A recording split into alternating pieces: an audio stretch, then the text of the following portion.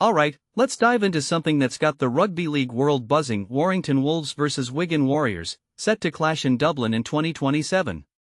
But this isn't just another match, it's a statement. Personally, I think this is a massive deal, not just for the teams involved, but for the sport as a whole. What makes this really interesting is the location: Dublin.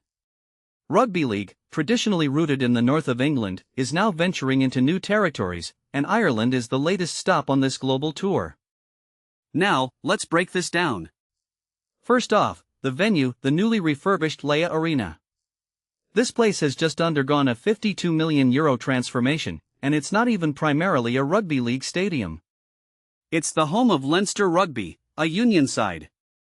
This raises a deeper question: how will this hybrid venue influence the atmosphere?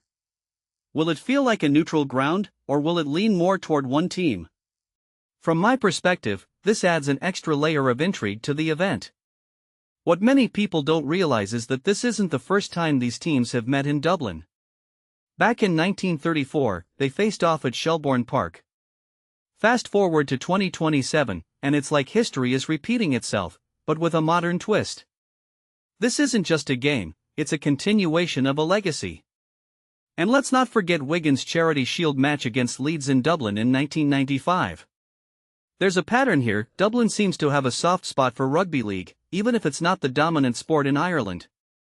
Now, let's talk about the bigger picture. This match is part of a trend we've seen in recent years: SuperLeague fixtures going global. Las Vegas, Paris, and now Dublin. In my opinion, this is a smart move by the league. It's not just about expanding the fan base, it's about creating a spectacle. What this really suggests is that rugby league is willing to take risks to stay relevant in a crowded sports landscape. One thing that immediately stands out is the timing. The match is scheduled for April 24, 2027, just before the Magic Weekend event in May. This isn't coincidental. It's strategic. By placing this high-profile fixture right before a major domestic event, the league is maximizing exposure.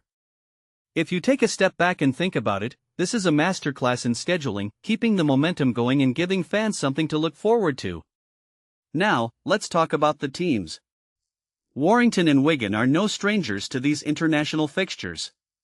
They've already played in Las Vegas, and Wigan recently faced Catalans in Paris. What makes this really interesting is how these experiences shape the team's mindset. Are they treating these matches as exhibitions, or are they going all out? Personally, I think there's a lot of pride at stake here. These aren't just friendly matches, they're opportunities to represent the sport on a global stage. A detail I find fascinating is the commentary from the club executives. Warrington's Carl Fitzpatrick called it a landmark moment, while Wigan's Chris Radlinski talked about thinking differently and being ambitious. These aren't just PR soundbites, they reflect a genuine shift in how clubs view their role in growing the sport. What this really suggests is that the clubs are as invested in this global expansion as the league itself.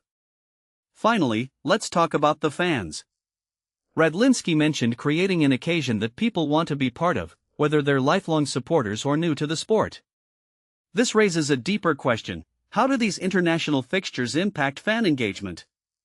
From my perspective, it's about creating memories. For fans traveling to Dublin, this isn't just a game, it's an experience. And for those discovering rugby league for the first time, it's a chance to see what the sport is all about. So, what's the takeaway here? Personally, I think this Dublin fixture is more than just a match, it's a statement of intent. Rugby league is no longer content with staying in its traditional heartlands. It's ambitious, it's global, and it's willing to take risks. What many people don't realize is that these international fixtures are just the beginning. If this trend continues, we could see rugby league becoming a truly global sport. And with that, I'll leave you with this thought: if Dublin 2027 is a success, where do you think the Super League will go next? Let me know in the comments, I'd love to hear your thoughts. Until next time, keep the conversation going.